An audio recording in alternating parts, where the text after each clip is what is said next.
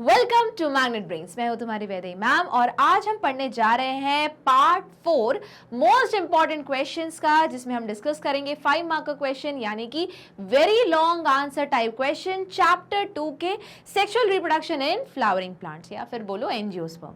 तो चलो स्टार्ट करते हैं आज का डिस्कशन। पर ये सारा डिस्कशन कहाँ होने वाला है? इसी चैनल पे जिसका नाम है मैग्नेट ब्रेन्स, जहां मिलता है हमको free education, online education, kindergarten से लेके ग्रेड 12 तक, English medium, Hindi medium, UP board, Bihar board और बहुत सारे कॉम्पिटिटिव एग्जाम के लिए भी।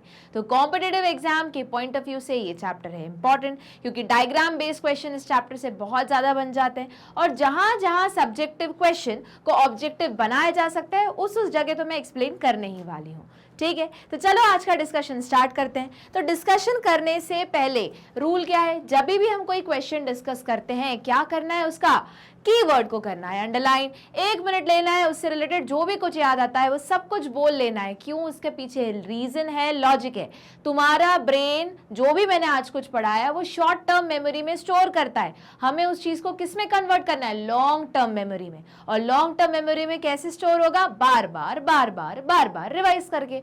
तो फिर अलग से रिवीजन का टाइम निकालने से बेटर है कि जब हम क्वेश्चन सॉल्व ही कर रहे हैं तो उससे रिलेटेड जो भी कुछ याद आता है बोल दो, हो गया रिवीजन। आई बात समझ में? तो चलो स्टार्ट करते हैं। Draw the embryo sac of flowering plant and label. अच्छा, एक और चीज, अब इस जैसे क्वेश्चन में तो उन्होंने बोला है कि डायग्राम बनाना है, पर वापस मैं बहुत बार बता चुकी हूं, आगे भी बताती रहूंगी, अभी भी बता रही हूं कि बायोलॉजी में बहुत बार वो बोलेंगे भी नहीं कि इस पर्टिकुलर कंसेप्ट का डायग्राम ड्रॉ करो या इस पर्टिकुलर प्रोसेस का डायग्राम ड्रॉ करो। अगर तुम्हारे एनसीईआरटी में वो डायग्राम ड्रॉन है तो प्लीज अपने आंसर के साथ वो डायग्राम ड्रॉ करके आओ। साथ में वो ये भी मेंशन नहीं करेंगे कि इसके एग्जाम्पल्स हो, वापस एग्जाम्पल भी लिख के आने हैं। याद रखना, एग्जाम्पल्स और डायग्राम के ऊपर क्या रहते हैं? मार्क्स रहते हैं। जो अगर 3 मार्क का क्वेश्चन है तो वो इंटरनली ही डिवाइड हो जाएगा कि 1 मार्क का डायग्राम, आधे मार्क का एग्जाम्पल और 1.5 मार्क का जितना भी तुम्हारा राइटअप या एक्सप्लेनेशन है। तो याद रखो, तुमको लगेगा तुमने सब लिख दिया 3 मार्क मिल जाएंगे, नहीं मिलेंगे। क्यों? क्योंकि सीबीएसई की जो आंसर की आती है वहां पे पैटर्न चेंज हो जाता है। हुआ क्लियर? अब यहाँ पे बोला गया है ड्रॉ करना है एम्ब्रियो सैक का डायग्राम। हमें पता है एक मैच्योर एम्ब्रियो सैक कैसा होता है? 7 सेल 8 न्यूक्लिएटेड स्टेज। क्या क्या होता है उसमें? सबसे पहले अगर हम बात करें तो जो हमारा एम्ब्रियो सैक रहता है उसके 2 पोल्स रहते हैं। एक को हम माइक्रोपाइलर एंड बोलते हैं, एक को चलाजल एंड बोलते हैं। एक जगह क्या रहते हैं? 3 सेल्स रहते हैं जिनका नाम क्या है? एंटीपोडल, जिनकी प्लॉइडी कैसी होती है? एन। बीच में क्या आता है? सेंट्रल सेल, उसमें क्या रहता है? 2 पोलर न्यूक्लियाई जिनकी भी प्लॉइडी कैसी होती है? एन, यानी कि हैप्लॉइड। और नीचे के साइड में ना बोल के करेक्ट वर्ड है बोलना कि माइक्रोपाइलर एंड पे क्या होता है? 3 सेल का झुंड रहता है जिसको हम तीनों को मिला के बोलते हैं एग अपैरेटस। उसमें क्या आते हैं? 2 सिनर्जिड्स आते हैं, याद आया? और एक आता है एक्सेल। सिनर्जिड्स के अंदर क्या होते हैं? फिलीफॉर्म अपैरेटस, जिनका काम क्या होता है कि जब पोलन ट्यूब आए, पोलन ट्यूब में से मेल गैमीट को क्या करे? गाइड करे, ताकि एक मेल गैमीट कहाँ जाए? एग के साथ जाए, सिंगैमी करे, फर्टिलाइजेशन हो, 2n बनाए, डिप्लॉयड कंडीशन बनाए और जाइगोट का फॉर्मेशन करे। और एक मेल गैमीट कहाँ जाए? ये जो 2 पोलर न्यूक्लियाई दिख रही है जिनका प्लॉइडी n है, मतलब दोनों को मिला के 2n पर सिंगल nn है, ठीक है? तो उसके साथ मेल गैमीट जो खुद भी n है वो जाए, ट्रिपल फ्यूजन हो, 3n बने और एंडोस्पर्म का फॉर्मेशन हो। इतना क्लियर हुआ? तो ये सारा क्या है? ये इतना पूरा ये किसका एग्जाम्पल है? पूरा एक मैच्योर एम्ब्रियो सैक का एग्जाम्पल है। अब उन्होंने बोला इसमें लेबल क्या क्या करना है, तो लो ये हो गया सेंट्रल सेल। दूसरा उन्होंने बोला है कि चलाजल एंड मार्क करो, तो ये वाला जो एंड है वो क्या है? तुम्हारा चलाजल एंड। और तीसरा लेबलिंग करनी है ये जो 2 सिनर्जिड्स है वो। हमने तो बहुत सारी चीजें डिस्कस कर ली। चलो आगे देख लेते हैं। अब उसका बी पार्ट बोल रहे, name the cell that develop into embryo sac and explain how this cell lead to formation of embryo sac. मतलब पूरा का पूरा एम्ब्रियो सैक के फॉर्मेशन तक की प्रोसेस समझानी है। तो चलो देख लेते हैं आंसर। तो सबसे पहले वाला डायग्राम तो क्लियर है, तो ये वाला डायग्राम है, ठीक है? उन्होंने दोनों आंसर को कंबाइन करके एक्सप्लेन किया है। तो ये वाला डायग्राम में उन्होंने क्या क्या पूछा है? चलाजल एंड पूछा है, उसके बाद उन्होंने सेंट्रल सेल पूछा है और आखिरी में ये सिनर्जिड सिनर्जिड्स पूछा है, जो तो हमने बना दिया। उसके बाद उन्होंने सेकंड क्वेश्चन पूछा कि बताओ ये एम्ब्रियो सैक का फॉर्मेशन कौन कर रहा है। तो एक मेगास्पोर रिजल्ट है कि ये पूरा एम्ब्रियो सैक बन रहा है। और स्पेसिफिकली बोलना है तो हम क्या बोलेंगे कि जो एमएमसी है, मेगास्पोर मदर सेल है, वो रिस्पॉन्सिबल है सारा ये मेगास्पोर के फॉर्मेशन के लिए, क्योंकि मेगास्पोर मदर सेल जो थी वो थी डिप्लॉयड 2n थी। कौन सी प्रोसेस की? मियोसिस की। क्या बनाया? n हैप्लॉइड 4 डॉटर सेल बनाई। देखो जरा यहां से, ये क्या लिखा है? मेगास्पोर मदर सेल MMC, जिसकी प्लॉइडी क्या है? 2n, यानी कि डिप्लॉयड। अब ये नंबर क्या करना है? आधा करना है। कौन सी प्रोसेस लगेगी? Reductional division. मोर प्रीसाइजली इस प्रोसेस का नाम क्या है? मियोसिस। मियोसिस करने के बाद बताओ मियोसिस के कितने डॉटर सेल बनती हैं? 4। ये देखो, अगर तुम ध्यान से देखो, ये 4 डॉटर सेल बन रही, 1 2 3 4, टेट्राड फॉर्मेशन, जिसमें से क्या होता है? 3 डीजनरेट हो जाती हैं, एक जिंदा रह जाती है, वही मैच्योर होती है, ग्रो होती है और डेवलप होती है। कौन सी वाली जिंदा रह जाती? माइक्रोपाइलर एंड वाली जिंदा रह जाती है ना, बच जाती है। अच्छा, ये एमएमसी किसके अंदर है? ये भी याद रखना है। तो किसके अंदर है? न्यूक्लियस के अंदर है। ठीक है, चलो उसके बाद क्या होता है? बस उसके बाद अब क्या शुरू होगा? जो एक बच गया, जो टेट्राड में से एक सेल बच गया, जो मेगास्पोर बच गया, अब वो क्या करेगा? वो माइटोटिकली सेल डिवाइड करेगा, यानी कि इक्वेटोरियल डिवीजन करेगा। अब याद करो, 11th में पढ़ चुके हो कि माइटोसिस में कितनी डॉटर सेल बनती है? 2। तो देखो, पहला डिवीजन हुआ, 2 सेल बने, फिर 2 के 4, 4 के 8, और फिर उनने खुद को क्या कर दिया? रीअलाइन कर दिया। ठीक है, कि जो 2 सेल है, वो 3 सेल है, ऊपर चले गए, उनमें से 2 सिनर्जिड्स है, एक एग है, सेंट्रल सेल के 2 पोलर न्यूक्लियाई वो यहाँ आ गए, और एंटीपोडल ऊपर 3 चले गए। तो ये अपन को याद रखना है। और फाइनली ये वाला डायग्राम होता है। हुआ क्लियर इतना? तो देखो, ये सब कुछ लिखना भी है और एक्सप्लेन भी करना है। ठीक, अब अगर टाइम नहीं है, तुम सोच रहे हो कि मैम डायग्राम ड्रॉ करके भी एक्सप्लेन कर सकते हैं क्या? बिल्कुल कर सकते हो। अगर तुमको ऐसा लग रहा है कि मैम इतना सारा क्या लिखे, तो देखो डायग्राम पूरा ड्रॉ करो, पर इसके साथ जो तुम लिखने वाले थे डायग्राम में अगर लेबल कर दिया और प्रॉपर सीक्वेंस मेंशन कर दिया तो भी चलेगा। मतलब यहाँ लिखना पड़ेगा 2n, लिखो डिप्लॉयड, उसके बाद ये भी लिखो कि कैसा डिवीजन हुआ, मियोसिस हुआ। ठीक है, मियोसिस के बाद ये डायड बना, फिर टेट्राड बना। अब टेट्राड में मेंशन करो ये n है, ये n है, ये n है, ये n है। अब उसमें से और मेंशन करो, ये 3 क्या हो गई? डीजनरेट हो गई। उसके बाद क्या मेंशन करोगे कि यहाँ पे क्या हुआ? माइटोटिकली डिवाइड किया, 2 का 4, 4 का 8, और फिर वो रीअलाइन किया, और फिर एंड में इन सब की प्लॉइडी भी लिखना। इतना सब लिखोगे, मेंशन करोगे, तो डायग्राम भी बनाओगे तो भी चलेगा। ठीक, चलो मूव करते हैं आगे। उसका C part, mention the role played by various cell of embryo sac. वो पूछ रहे हैं एम्ब्रियो सैक के अलग अलग सेल का फंक्शन क्या है। तो देख लेते हैं एग का क्या फंक्शन है। अरे वो तो जाइगोट के रिजल्ट के लिए, जाइगोट के फॉर्मेशन के लिए इंपॉर्टेंट है। मैंने बोला ही था कि जाइगोट कैसे बनता है। जो एग सेल है वो किसके साथ फ्यूज होता है? एक मेल गैमीट के साथ। n आया 2n बना, डिप्लॉयड बन गया, जाइगोट का फॉर्मेशन हो गया। वही तो पूछा है।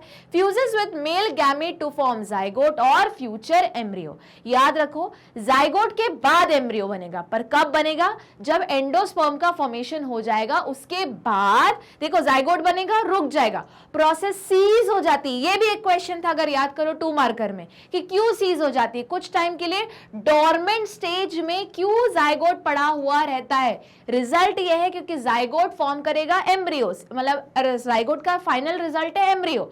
एम्ब्रियो को डेवलप करने के लिए चाहिए न्यूट्रिशन। तो पहले क्या बनाओ? पहले न्यूट्रिशन बनाओ। न्यूट्रिशन किस फॉर्म में रहेगा? एंडोस्पर्म फॉर्म में रहेगा, इसलिए जाइगोट बन गया। वहीं पे प्रोसेस क्या हो जाएगी? सीज हो जाएगी, रुक जाएगी। उसके बाद पैरेलली क्या होगा? पैरेलली मतलब पहले, अब पहले पैरेलली मतलब पहले नहीं बोल सकते, पैरेलली यहाँ ऊपर भी ट्रिपल फ्यूजन हो रहा है, पर जाइगोट बनके थोड़ी देर रुक गया, पूरा ऊपर एंडोस्पर्म कंप्लीट हो गया, फिर यहां से अब आगे का डेवलपमेंट स्टार्ट हुआ। मतलब जाइगोट किस में कन्वर्ट होने लगा? एम्ब्रियो में। अब बात करो अगर हम नीचे आए सिनर्जिड्स में, तो सिनर्जिड्स का क्या काम है? गाइड करना। उसमें भी स्पेसिफिकली कौन हेल्प करता है? सिनर्जिड के अंदर होती है फिलीफॉर्म एपैरेटस, जो गाइड करती है दोनों मेल गैमीट्स को कि भैया एक मेल गैमीट जाओ, एक के साथ फ्यूज हो, और एक दूसरा जाओ और किसके साथ फ्यूज हो? जाके जो पोलर न्यूक्लियाई उनके साथ फ्यूज हो। तो यही लिखा है। तो सिनर्जिड्स ये गाइडेंस का काम करिए, और साथ में क्या काम करिए? देखो, absorption of nutrition attracts and guides pollen tube. हुआ क्लियर? अब पोलन ट्यूब एंटर करेगी, एंटर करने के बाद क्या, उसमें से मेल गैमेट्स तो निकल जाएंगे और फिर उनको फर्दर गाइड करेगी, ठीक। उसके बाद सेंट्रल सेल, अब बताओ सेंट्रल सेल क्या कर रहा है, after fusion with second male gamete forms primary endosperm cell, इसी को हम क्या बोलते हैं, PEN, इसकी प्लॉइडी क्या रहती है, 3N, which give rise to endosperm. देखो सेंट्रल सेल के अंदर ही दो पोलर न्यूक्लियाई, तो अगर मैं बोलूं कि पोलर न्यूक्लियाई बोलूं या फिर मैं बोलूं कि सेंट्रल सेल का क्या काम है, तो सेंट्रल सेल के अंदर है दो पोलर न्यूक्लियाई जिसके साथ जो एक मेल गैमेट फ्यूज होगा, क्या बनाएगा, ट्रिपल फ्यूजन होगा, 3N बनेगा, ट्रिप्लॉइड बनेगा और PEN या प्राइमरी एंडोस्पर्म सेल का फॉर्मेशन होगा जिससे क्या बनेगा, एंडोस्पर्म। जैसे ही एंडोस्पर्म बन गया, यहाँ पे ये जो जाइगोट डोरमेंट स्टेज में बैठा था, अब उसका डेवलपमेंट स्टार्ट हो जाएगा। हुआ क्लियर इतना? चलो देख लेते हैं इसी का फोर्थ पार्ट क्या बोल रहा है, give the role of filiform apparatus, ये तो हमने वैसे ही डिस्कस कर लिया, guides the entry of pollen tube, pollen tube को बताना तो पड़ेगा भैया यहां से एंटर करो। हुआ क्या clear?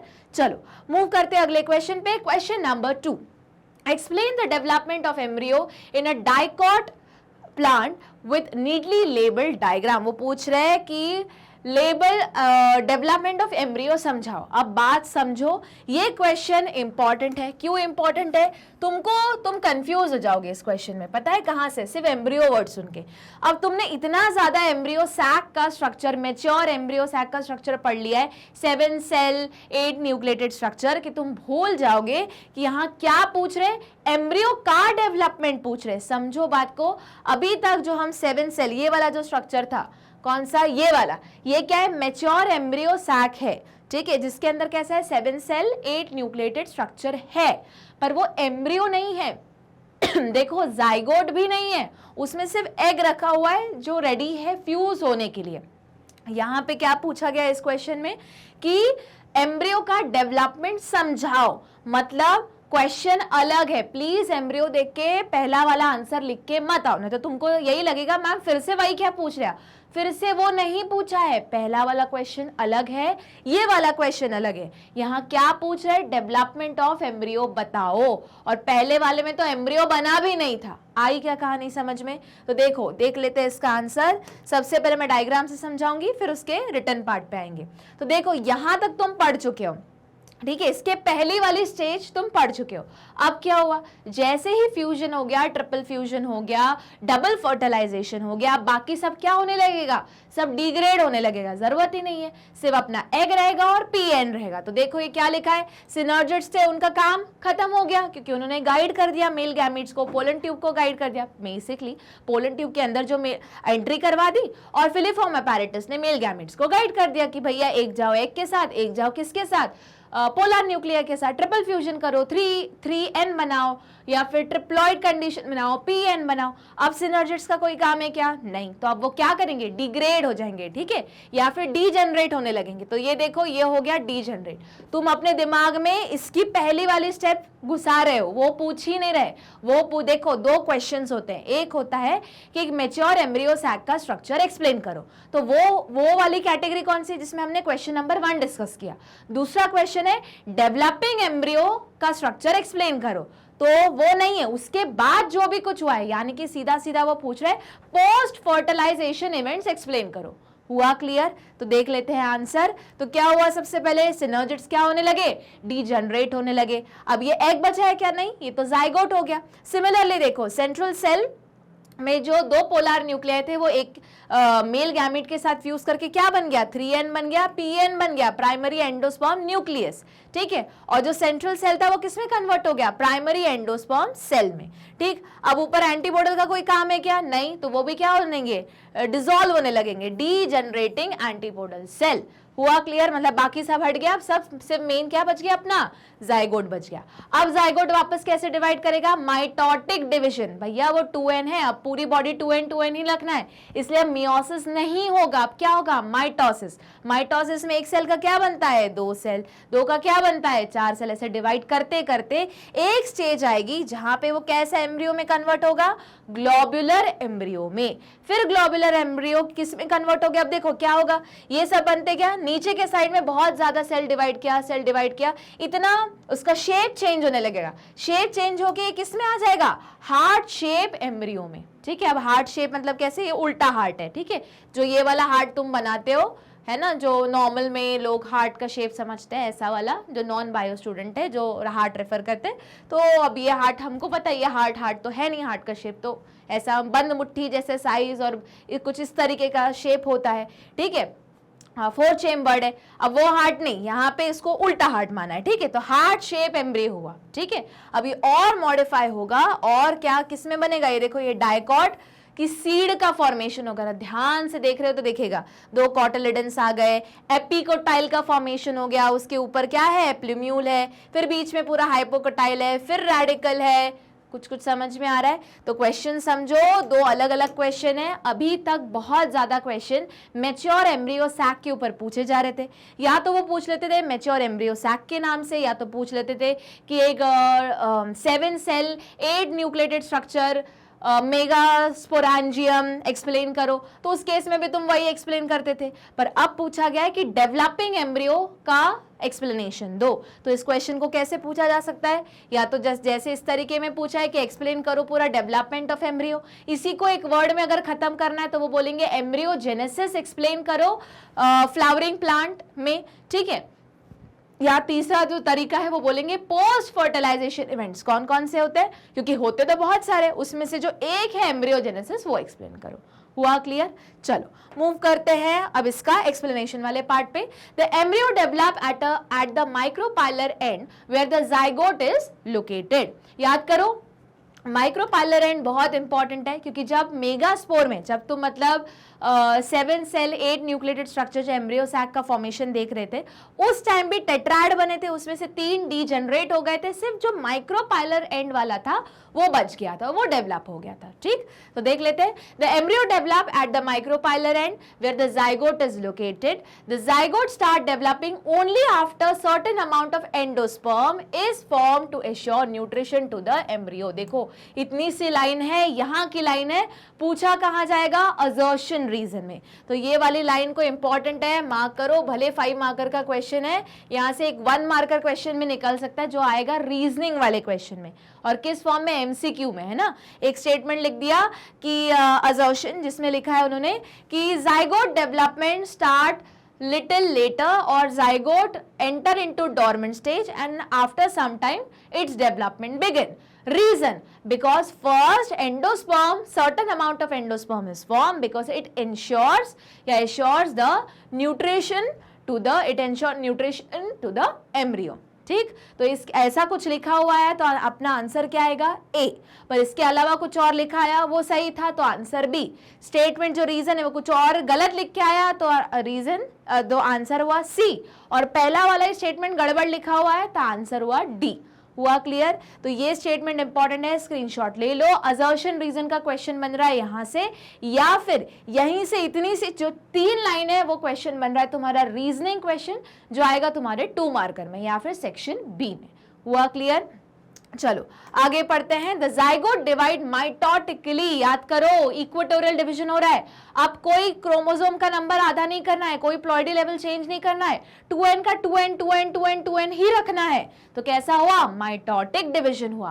To form various stages including pro embryo, जो स्टार्ट हुआ था, फिर क्या हुआ था? नीचे से पूरा सर्कल टाइप या ग्लोब टाइप बन गया था, तो ग्लोबुलर एम्ब्रियो, फिर उसी में और मॉडिफिकेशन और कैसा शेप बना? हार्ट शेप एम्ब्रियो, और फाइनली जो बना मैच्योर एम्ब्रियो, जिसमें प्रॉपर 2 कॉटिलिडन है, एपिकोटाइल है, प्लूम्यूल है, हाइपोकोटाइल है, रेडिकल है। हुआ क्लियर? चलो आगे मूव करते हैं। क्वेश्चन नंबर 3 देख लेते हैं। Describe the post fertilisation change taking place in flowering plants. देखो वही क्वेश्चन है, क्वेश्चन को पूछने का अलग तरीका। अब यहाँ पे इसके पहले वाले क्वेश्चन में सिर्फ एम्ब्रियोजेनेसिस पे फोकस था, समझो बात को। अब ये वाले क्वेश्चन में उन्होंने एक बड़ा क्वेश्चन डाल दिया जिसमें एम्ब्रियोजेनेसिस भी है। हुआ क्लियर? अब वो पूछ रहे बताओ पोस्ट फर्टिलाइजेशन इवेंट्स, यानी कि सबसे पहले हमें पता है जाइगोट किस में डेवलप होगा, एम्ब्रियो में। अभी थोड़ी देर पहले हमने पूरा एम्ब्रियोजेनेसिस पढ़ा, वो अलग। उसके बाद इसका क्या होगा, एंडोस्पर्म का, वो तुम्हें मेंशन करना पड़ेगा। बाकी फ्लावरिंग प्लांट्स का पार्ट्स का क्या होगा, सब झड़ जाएंगे, सिर्फ कुछ रह जाएंगे, जैसे ओवरी बन जाएगा फ्रूट में, जो ओवरी की वॉल है वो बन जाएगी पेरिकार्प, कुछ कुछ आ रही ओव्यूल बन जाएगा सीड में। और ये सारी कहानी जो हम एम्ब्रियोजेनेसिस पढ़ रहे हैं वो तो सीड के अंदर चल रही है, ठीक? तो चलो देख लेते हैं। The major events taking place in a flowering plant after fertilisation are, पहला डेवलपमेंट ऑफ एंडोस्पर्म। समझो बात को, जो पोस्ट फर्टिलाइजेशन इवेंट्स है उसको हम मेजर दो बड़े बड़े कैटेगरी में डिवाइड कर सकते हैं। देखा जाए तो 3 कैटेगरी में भी डिवाइड कर सकते हो। सबसे पहले क्या, एंडोस्पर्म का फॉर्मेशन, एम्ब्रियो का फॉर्मेशन, और तुम्हारा कि बाकी के फूल का क्या हुआ, तो बाकी का फूल पूरा झड़ गया, ठीक है। जो ओवरी है वो फ्रूट में कन्वर्ट हो गया, ओव्यूल है वो सीड में कन्वर्ट हो गया। और ये जो सारी कहानी चल रही है, मतलब यानी कि एंडोस्पर्म और एम्ब्रियो वाली वो सीड के अंदर चल रही है। हुआ क्लियर? अब तुम चाहो तो वो एक और पॉइंट डाल के अलग से मेंशन कर सकते हो, पर इसके पहले वाले क्वेश्चन में सिर्फ इसका एक पार्ट पे क्वेश्चन आया था, तो ये क्वेश्चन है बहुत इंपॉर्टेंट। ये सीधा सीधा एक्चुअल में 5 मार्क का क्वेश्चन है, ठीक है। तो चलो देख लेते। तो सबसे पहले क्या है, एंडोस्पर्म का formation. Endosperm development proceed embryo development, मतलब पहले एंडोस्पर्म का डेवलपमेंट जैसे स्टार्ट हो जाएगा, एक पर्टिकुलर स्टेज तक पहुंच जाएगा, उसके बाद क्या होगा, एम्ब्रियो का डेवलपमेंट होगा। The most common method of endosperm development is nuclear type या ट्रिप्लॉइड। याद करो मैंने बताया था ट्रिपल फ्यूजन होता है, 2 पोलर न्यूक्लियाई जिनका n प्लॉइडी है, किसके साथ आके मर्ज होगा, हमारे मेल गैमीट के साथ, जिसका खुद भी प्लॉइडी क्या है, n मिला के क्या बना, 3n यानी कि ट्रिप्लॉइड। क्या हुआ, 3 न्यूक्लियस का फ्यूजन हो रहा है, ट्रिपल फ्यूजन, ठीक। तो क्या बना तुम्हारा, pn बना। pn का फुल फॉर्म इंपॉर्टेंट है, primary endosperm nucleus undergoes repeated mitotic division without cytokinesis. ये लाइन अंडरलाइन करो, वापस इंपॉर्टेंट है, लॉजिकल क्वेश्चन, एमसीक्यू में भी which of the following statement is correct regarding the post fertilisation events, उसमें से एक लाइन ये आ गई। अब ये लाइन अगर तुमको पता है तो ठीक है, नहीं पता है तो पूरा क्वेश्चन गड़बड़ हो जाएगा। हो क्या रहा है, कैसा एंडोस्पर्म का डिवीजन कैसा हो रहा है, कंटिन्यूस माइटोटिक डिवीजन तो हो रहा है, पर सिर्फ क्या नहीं हो रहा, साइटोकाइनेसिस। तुम पढ़ चुके हो ग्रेड 11th में, जब भी सेल डिवाइड करता है, सेल साइकिल वाले चैप्टर में, चैप्टर 10 में, तो सबसे पहले क्या होता है, सेल खुद को तैयार करता है। याद करो, थोड़ा सा 11 का लेके आ रही हूं, तो सबसे पहले सेल क्या करता है, खुद को प्रिपेयर करता है ना। जो 99% वो क्या करता है, खुद को सिर्फ तैयारी कर रहा है। मतलब अगर एक सेल की लाइफ 24 आवर्स है तो 23 आवर वो क्या कर रहा है, सिर्फ तैयारी कर रहा है, जिसको हम क्या बोलते हैं, इंटरफेज बोलते हैं, आई फेज बोलते हैं, जिसमें आता है हमारा G1, M और G2 फेज, ठीक। उसके बाद जो एक्चुअल सेल डिवीजन में एंटर करता है उसको भी हम 2 बड़े फेजेस में डिवाइड कर सकते हैं। एक को क्या बोल सकते हैं, कैरियोकाइनेसिस, यानी कि न्यूक्लियस का डिवीजन।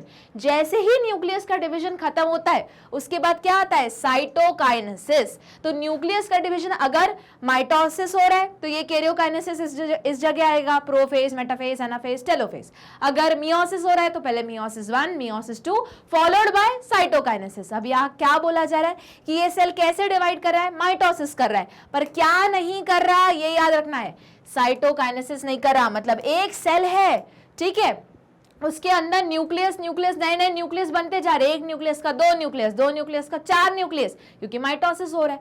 बट क्या नहीं हो रहा, साइटोकाइनेसिस नहीं हो रहा, यानी कि सेल अलग अलग नहीं हो रहा है, एक ही सेल है, उसके अंदर बहुत सारे एंडोस्पर्म। मतलब समवॉट हम बोल सकते हैं एंड ऑफ द डिवीजन कुछ सिनोसिटिक कंडीशन बनेगी। याद करो ये वर्ड तुम वापस 11th में पढ़ चुके हो। अगर ऐसी कंडीशन जहां पे मल्टी न्यूक्लिएटेड सेल हो तो उसको हम क्या बोलते हैं, सिनोसिटिक ही बोलते हैं ना।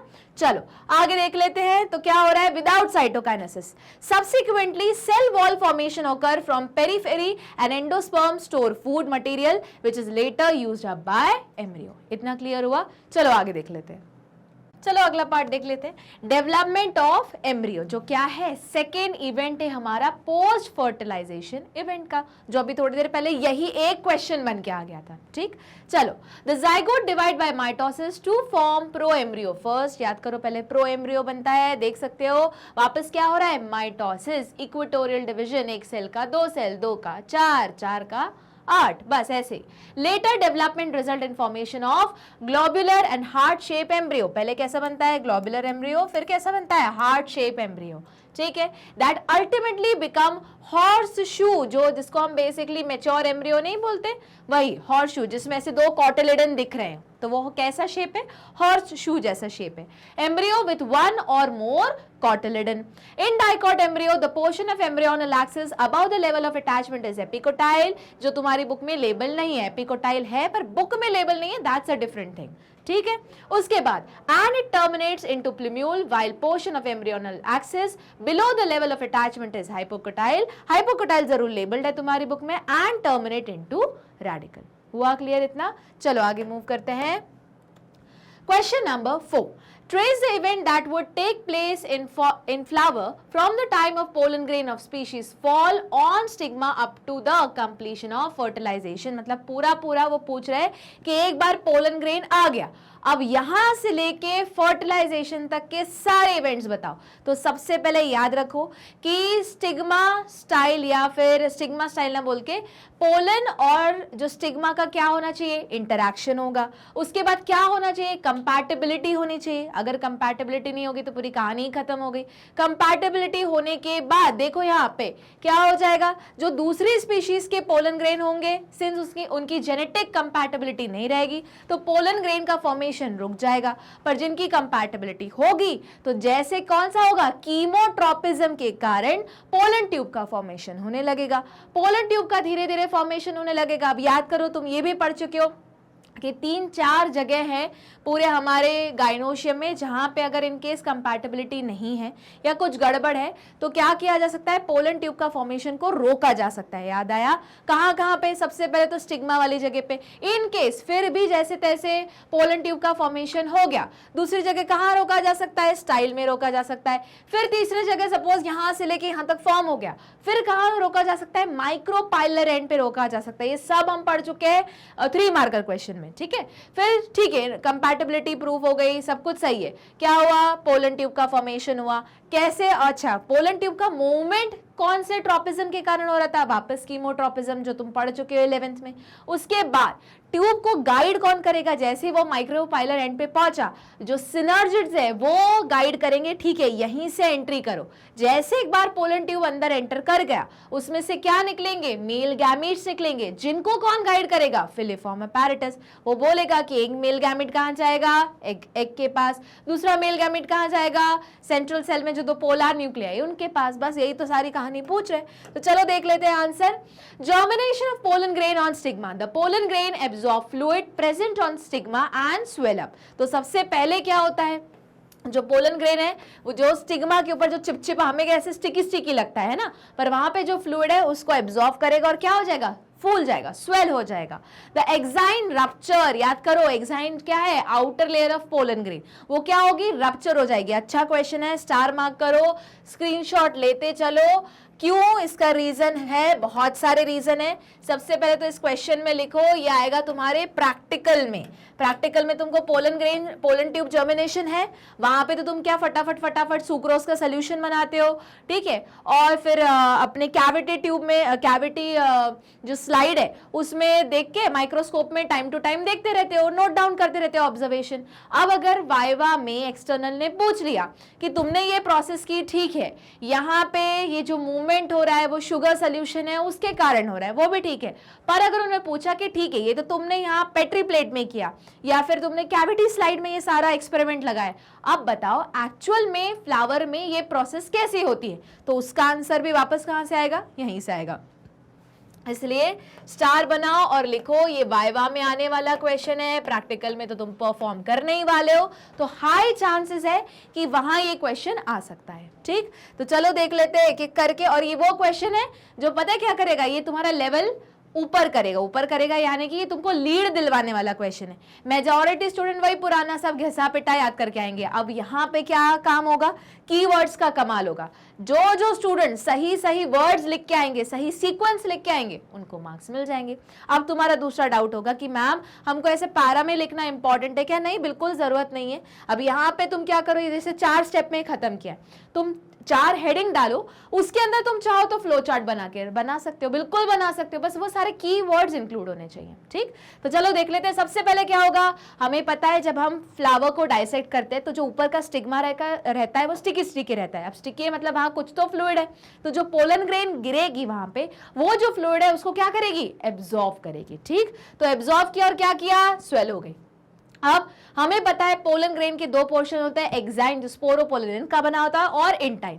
तो सिंस ये एब्जॉर्ब हो रहा है तो ये जो एक्साइन है वो क्या हो जाएगा, रप्चर हो जाएगा। किस जगह पे, जर्म पोर वाली जगह पे। क्यों जर्म पोर वाली जगह पे, ये है तुम्हारा रीजनिंग का क्वेश्चन, क्योंकि जर्म पोर वो वाली जगह है जहां पे क्या नहीं होता, स्पोरोपोलिन नहीं होता। तो पूरा का पूरा पोलन ग्रेन रेजिस्टेंट है, सिर्फ उस जगह को छोड़ के। ठीक, and intine come out in the form of tube with its internal content. मतलब सोचो, जो इतने टाइम से हम ये पोलन ग्रेन है, ठीक है, ये हुआ एक्साइन, अंदर वाला हुआ इंटाइन। ठीक है, अब यहाँ पे स्पोरोपोलिन नहीं है, उसको हमने जर्म पोर बोला इस पर्टिकुलर जगह को। अब क्या हुआ, जैसे ही इसको हमने मतलब फ्लावर ने, हमने नहीं, फ्लावर के स्टिग्मा पे जैसे ही पड़ा, वहां पे जो लिक्विड हुआ वो एब्जॉर्ब हुआ, स्वेल हुआ। अब क्या हुआ, इसी जगह से जर्म पोर से पूरा इंटाइन वाला पोर्शन कहाँ चला गया, बाहर ट्यूब की फॉर्म में निकलने लगा। कुछ हुआ क्लियर, नहीं हुआ क्लियर? चलो देखो, सबसे पहले मैं बताती हूँ कि जैसे ये तुम्हारे, ये तुम इतना तो पढ़ चुके हो कि अगर ये पोलन ग्रेन है उसके 2 पोर्शन होते हैं, एक को एक्साइन बोलते हैं, एक को इंटाइन बोलते हैं। एक्साइन वाला स्पोरोपोलिन रहता है पर एक पर्टिकुलर जगह पे स्पोरोपोलिन नहीं होता। जैसे ही ये कहाँ गिरा, ये पोलन ट्यूब गिरा किस पे, ये हमारे स्टिग्मा है। ठीक है, स्टिग्मा पे ये स्टाइल है और ये स्टिग्मा है, सॉरी ये स्टिग्मा है, ये स्टाइल है। ठीक है, स्टिग्मा मतलब जो चिपचिपा स्टिकी सब्सटेंस रहता है, तो बट ऑब्वियस वहां पे कोई फ्लूइड होगा। जैसे ही ये गिरा यहाँ पे, तो ये जो लिक्विड है उसने क्या किया, अब्सॉर्ब किया। बट ऑब्वियस एब्सॉर्ब इस वाली जगह से होगा। ठीक, अब बोलोगे मैम पर ये तो उस तरफ है, तो एब्सॉर्ब कैसे होगा? थोड़ा सा ऐसे लिक्विड, जैसे तुम देख सकते हो कि केपलरी एक्शन शो करता है लिक्विड्स, है ना, एडेसिव नेचर होता है, कोहेसिव नेचर होता है। तो अगर, और एक तो पोलन ग्रेन है नहीं, बहुत सारी पोलन ग्रेन है, तो कोई ना कोई पोलन ग्रेन का ये वाला पोर्शन ऐसा नीचे के साइड में भी होगा। जैसे ही एब्सॉर्ब हो जाएगा तो अंदर जो पूरा इंटाइन वाला पोर्शन है, जिसके अंदर और 2 सेल्स है, याद करो, एक होता है वेजिटेटिव सेल, याद आया, एक होता है जर्मिनेटिव सेल या जनरेटिव सेल, जर्मिनेटिव नहीं जनरेटिव सेल। तो वो पूरा का पूरा क्या स्वेल होके कहाँ आने लगेगा, बाहर आने लगेगा। कि किस फॉर्म में आने लगेगा बाहर, पूरा का पूरा बाहर आने लगेगा तुम्हारा पोलन ट्यूब के फॉर्म में। मतलब हम बोल सकते हैं कि पोलन ट्यूब कुछ और नहीं बल्कि क्या है, अभी देखो ये थोड़े अजीब सी ट्यूब बनी है, ये कुछ ऐसा समझो, ये है। अब अंदर ये लोकेशन बना देती हूँ। ठीक, यहाँ पे सपोज करो स्पोरोपोलिन नहीं, ये जर्म पोर है। ठीक है, और ये रहा स्टिग्मा। ठीक, चलो अब क्या हुआ, जैसे ये स्वेल अप हुआ और स्वेल अप होने के बाद क्या हुआ, ये पूरा इंटाइन, अंदर का पूरा इंटाइन किस फॉर्म में निकलने लगा, ट्यूब के फॉर्म में फॉर्म होने लगा। हुआ क्लियर? और इस ट्यूब के अंदर, अब जो इंटाइन तो बेसिकली अंदर का पोर्शन है, तो अंदर क्या थे, 2 सेल्स थे, याद करो, तुम ऑलरेडी पढ़ चुके हो। वो पूरी की पूरी कहाँ आ गई, ट्यूब के फॉर्म में बाहर। ठीक, जिसमें क्या है, 2 सेल्स है, दोनों सेल्स के क्या है, 2 न्यूक्लियाई है, जिसी को हम और कुछ नहीं क्या बोल रहे हैं, मेल गैमीट्स बोल रहे थे देर से। ठीक, चलो, an intine comes out in the form of tube with its internal content. This small tubular structure is called pollen tube and the process is called pollen germination. तो सबसे पहले क्या होगा, ये जो पोलन ग्रेन और स्टिग्मा का interaction हुआ, उसमें क्या हुआ, जो ये लिक्विड है जो स्टिग्मा पे है वो एब्जॉर्ब हुआ, एब्जॉर्ब होने की वजह से ये स्वेल अप हो गया। एक्साइन वाला इंटाइन वाला पोर्शन पूरा जर्म पोर से बाहर आने लगा in the form of pollen tube. इसी को हमने बोला पोलन ग्रेन का जर्मिनेशन। और यहाँ पे कंप्लीट होता है क्या तुम्हारा स्टेप 1। चलो देख लेते हैं स्टेप 2 क्या है। अब एक बार एंट्री तो हो गई, जर्मिनेट तो हो गया, तो वो ट्रैवल करके क्या करेगा, पूरा स्टाइल क्रॉस करेगा, नीचे पहुंचेगा ओव्यूल के पास, और क्या करने लगेगा, एंट्री करने लगेगा, है ना। तो वही दूसरी स्टेप है क्या, entry of pollen tube into ovule. देखो यहाँ पे भी तुम्हारे बुक का डायग्राम है, पूरे एंट्री हुई। अब एंट्री होने के साथ एंट्री होगी कहाँ पे, सिनर्जिड में। सिनर्जिड के अंदर क्या है, फिलीफॉर्म अपैरेटस। तो जब जब ये प्रोसेस होती है तो जनरली होता है कि दोनों जो सिनर्जिड्स हैं वो डीजेनरेट हो जाते हैं, और उसके अंदर जो फिलिफॉर्म अपैरेटस है वो गाइड करता है उस पोलन ट्यूब का। पोलन ट्यूब जैसे ही अंदर एंटर करती है वो बर्स्ट हो जाती है, टूट जाती है, और साथ में या तो देखो कभी कभी बर्स्ट होती है, कभी कभी उसमें भी पोर क्रिएट होते हैं, और उनमें से जो ये मेल गैमीट्स है वो रिलीज आउट होते हैं। अब ये दो मेल गैमीट्स है, तो एक मेल गैमीट को फिलिफॉर्म अपैरेटस कहां पहुंचाता है, एक्स सेल के पास, कि ताकि क्या हो, सिंगैमी हो या फिर फर्टिलाइजेशन हो, और या फिर और दूसरे वाले जो मेल गैमेट उसको कहां पहुंचाया जाता है, पोलर न्यूक्लियाई के पास। ठीक,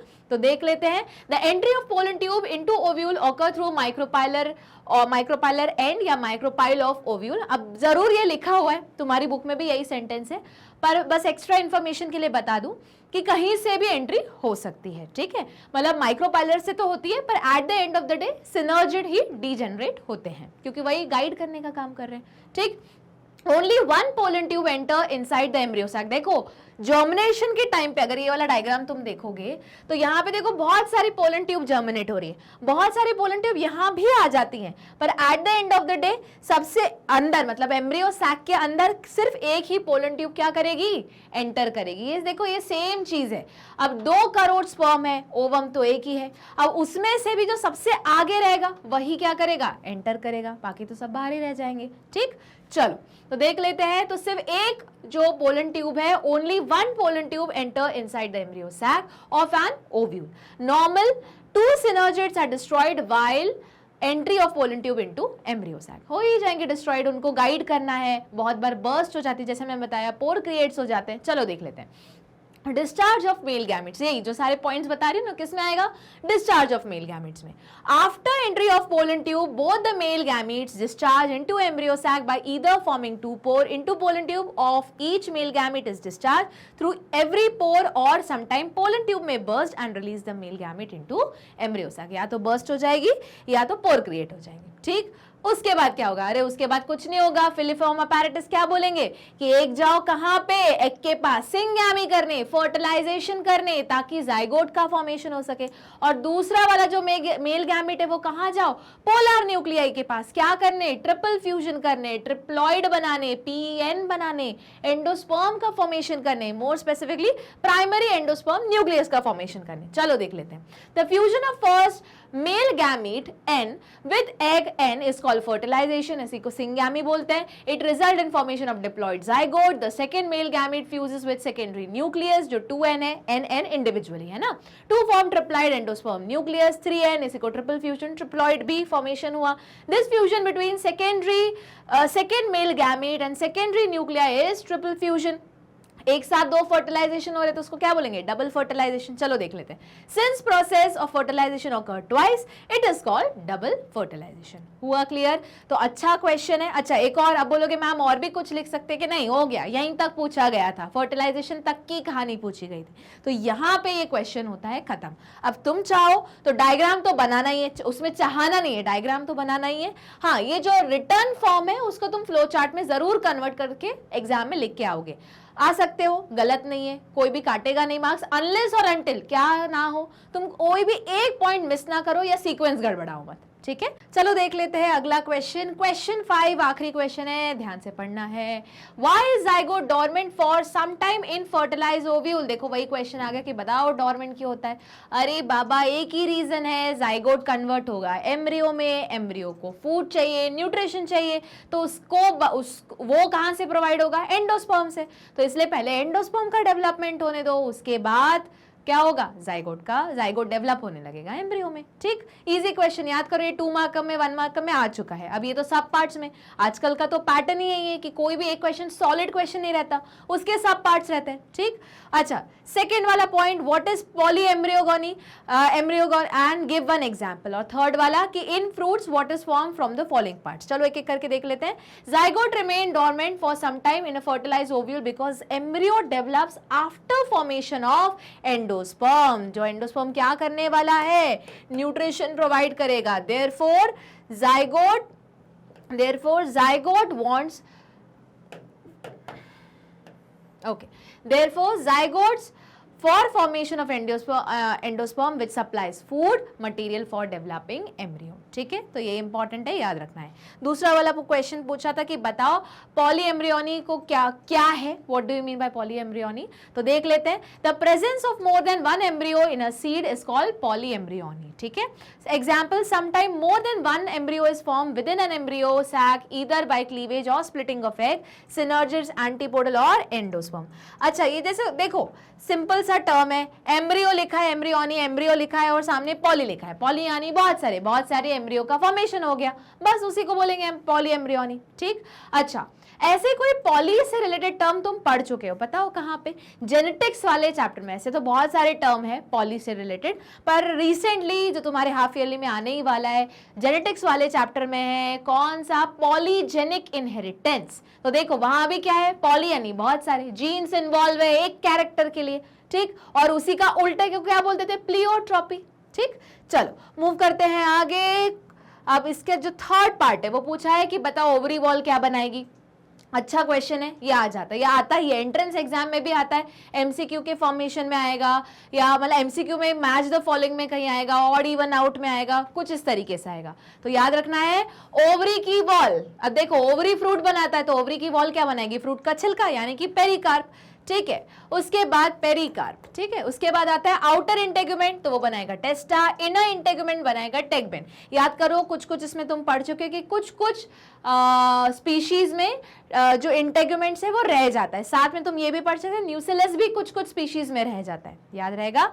चलो आगे आगे देख लेते हैं, जाइगोट तो एम्ब्रियो में ही बनेगा, प्राइमरी एंडोस्पर्म एंडोस्पर्म में ही बनेगा, ओवरी फ्रूट बनाएगी और न्यूसिलस किस में बनेगा, पेरिस्पर्म में। और इसके साथ तुम्हारा जो very long answer type question है वो होता है खत्म। तो क्या करेंगे, हम रिवाइज करेंगे, सारे वीडियो सुनेंगे, बार बार रिवीजन करेंगे। तो ये सारी चीजें तुम्हें कहाँ मिलेंगी, पहला तो यूट्यूब चैनल पे, या तो दूसरा तुम वेबसाइट पे जा सकते हो। कैसे जाओगे वेबसाइट पे, लॉग इन करो www.magnetbrains.com, जैसे एंटर दबाओगे जो फर्स्ट लिंक आएगी उस पर क्लिक करना, जब उस पर क्लिक करोगे तो पूरी वेबसाइट आ जाएगी। ठीक है, वहाँ पे प्रॉपरली तुम्हारे कोर्स के अकॉर्डिंग ग्रेड किंडरगार्टन से लेके ग्रेड 12 तक, English medium, Hindi medium, UP board, Bihar board, entrance exam, अलग अलग एंट्रेंस एग्जाम जैसे ओलंपियाड हो गए, एनटीएससी हो गई, उसके बाद तुम्हारे एसएससी के एग्जाम्स हो गए, नीट हो गया, सीयूईटी हो गया, इन सब की पूरी एक प्रॉपर लिस्ट बनी हुई है, टैब बनी हुई, बस उसके ऊपर जाना है, क्लिक करना है, जो भी सब्जेक्ट की तुम तैयारी कर रहे हो उसके ऊपर सिलेक्ट करना है। हम लोग के सुंदर सुंदर चेहरे दिखेंगे वहां पे, बस अपने मैम या सर को सिलेक्ट करना है और उनकी वीडियो लेक्चर सुनते चलना है और याद करते चलना है। और तीसरा तरीका क्या है कि मैग्नेट ब्रेन्स का क्या है, ऐप भी है, तो उससे भी तुम एक्सेस कर सकते हो। और तुमको पता ही है कि मैग्नेट ब्रेन कैसा है, एक ऐसा ऑनलाइन प्लेटफॉर्म है जो देता है फ्री क्वालिटी एजुकेशन किंडरगार्टन से लेके ग्रेड 12 तक। ऐसा हम बिल्कुल भी नहीं करते कि 2 वीडियो लेक्चर्स फ्री में सुनो उसके बाद कूपन कोड लगाओ, नहीं, ऐसे कोई बकवास नहीं। पूरा का पूरा फ्री ऑनलाइन एजुकेशन प्लेटफॉर्म है जो बिल्कुल डिजाइन किया गया है कि जो स्टूडेंट्स कोचिंग अफोर्ड नहीं कर सकते या घर बैठे पढ़ना है या जिनको डिफिकल्टी आ रही है, डाउट क्लियर करने हैं, पढ़ाई करनी है, कुछ अचीव करना है, उनके लिए मैग्नेट ब्रेन्स बना हुआ है। तो बस मैग्नेट ब्रेन्स के साथ बने रहना है, लाइक शेयर सब्सक्राइब करना नहीं भूलना है। मिलते हैं हम अगली क्लास में एक नए टॉपिक के साथ, तब तक पढ़ते रहो और बने रहो मेरे साथ और मैग्नेट ब्रेन्स के साथ।